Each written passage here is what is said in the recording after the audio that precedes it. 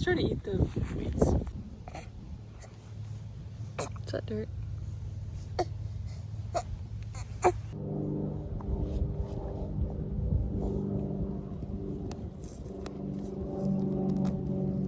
I heard it was requested that Jack and I show our face more. Here we are.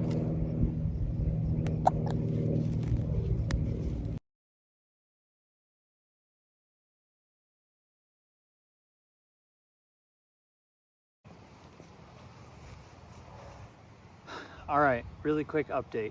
I talked before in the last video that I have 3 boxes on here. These are mediums size, which means they're a little bit smaller than the bigs. Some people will just leave 2 big boxes for bees. Since I have mediums, I'm gonna leave 3. So hopefully they live in this all winter. My plan was to put on a queen excluder, which is like a plastic grate that the queen can't get through. And on top of that, put a honey super. In the future, we could put more. My uncle actually just had 4 on top this year, got a bunch of honey, which is super cool. But this is a new hive, so I'm planning on just putting 1 on top. But I'm not gonna use the queen excluder. My uncle was telling me that the bees don't love going through it, so if they're just gonna put a few frames up there, it's okay if there's a frame of brood or a frame or 2 of brood. I just won't mess with those frames. I'll only take off the frames that are full of honey, and that I will uncap and extract and keep. So my quick goal today on this Friday evening is to check out if they're using that 3rd box. If miraculously after a week it's full, I'll put on a honey super and then be done for adding things. If not, I'll leave it. I want to check the bottom box really quick to make sure they're not preparing for a new queen, making new queen cells and stuff like that. So I'm going to check it out real quick.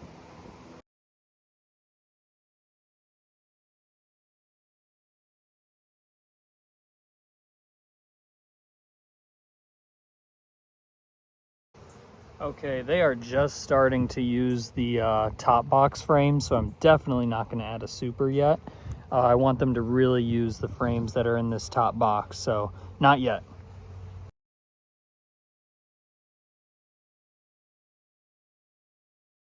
Oh man, so this is really cool. As you can see here, this is kind of a mix on this frame. I'm gonna hold it here. This is all capped brood here. See how you can really make out the hexagon shapes? That's what capped brood looks like.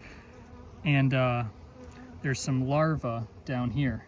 But there's also nectar up top, pollen, and this is capped honey. So although it's a small portion of this frame, the end goal is to have a lot of frames that look like this. This is capped honey. And then when you take off the cap, oh yeah, that's what you extract.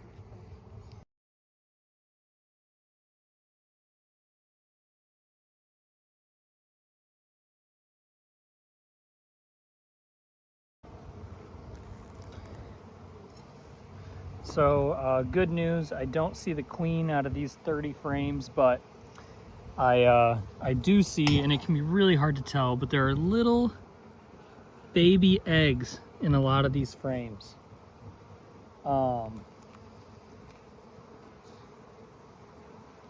Little itty bitty eggs. If you hold it into the sun, you can see really well, so it'll be hard to see, but inside some of those cells, there's little larvae, and in some of them there's little tiny eggs, which means the queen is laying. So that's what I wanted to see down here. All right, bees are crazy. I'm gonna close all this up and just check in maybe in a week or 2. Hopefully by then the 3rd box is being utilized a lot, and then maybe we'll put on our super, which will be the last step. Then once the honey comes off, that's when I can do the mite treatment so that it doesn't affect the honey, but it saves the bees.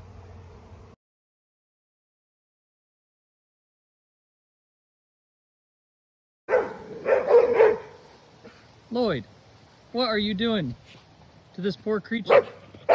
Lloyd. Lloyd.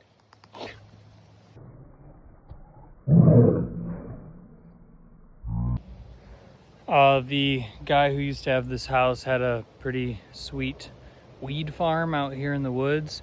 So I took apart all of it and we're gonna use it probably in the future for something, but a lot of big beams, 2x4s, some tools, some rods, a door, bunch of cattle fencing, chicken wire stuff. Who knows what we'll use it for. Okay, little update. Kyle got us some pear and apple trees to plant into the ground for our 4-year wedding anniversary. And so they're going in right next to the swing set and the magnolia tree and right by our field.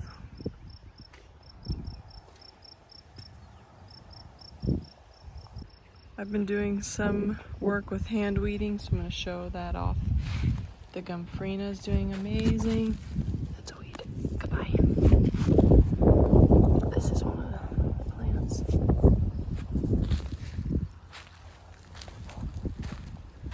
Okay, this is the white dill. I think it's like completely planted way too close together. So I think I'm gonna keep going in and like thinning it out. I don't know. I don't know what I'm doing. This is all practice, or experimental, I guess. And then here's the sunflowers. Some of them are doing better than others. Look at that. I'm so proud of these. And then look at these. Oh no. I wonder what did that. But look at that stem. So proud of these. This is a beautiful sea of marigold. All this stuff right here. They're gonna be big, beautiful orange and red flowers. And then among the weeds, we have some like Amazon zinnias. Just like the colorful stuff. And then look at the cosmos. I also think I planted these way too close together.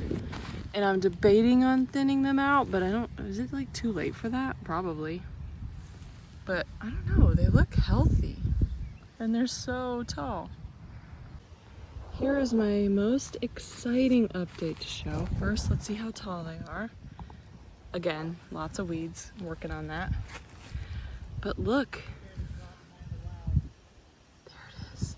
It's a bud. A bud. A bud. I can't believe it. And I feel like these plants are so healthy because so many of them have like so many shoots coming off. So each of these is going to produce so many flowers, and they got nice strong stems.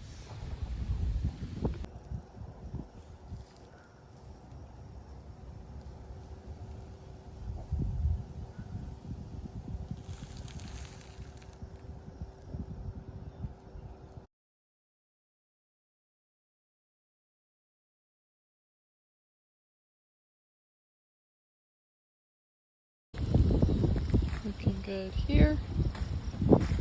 Looking good here. Here. Here.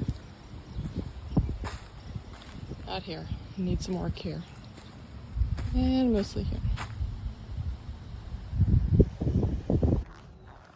All right. It is Saturday, Juneteenth. Nope, it's Friday, Juneteenth, and don't have work today. And I think we're gonna do the final step before getting some honey today. I have 3 boxes. The first 2 are pretty much completely full. The third one is about half full, but I think I'm gonna throw on this honey super. Now, before I mentioned I was gonna put a queen excluder on top here.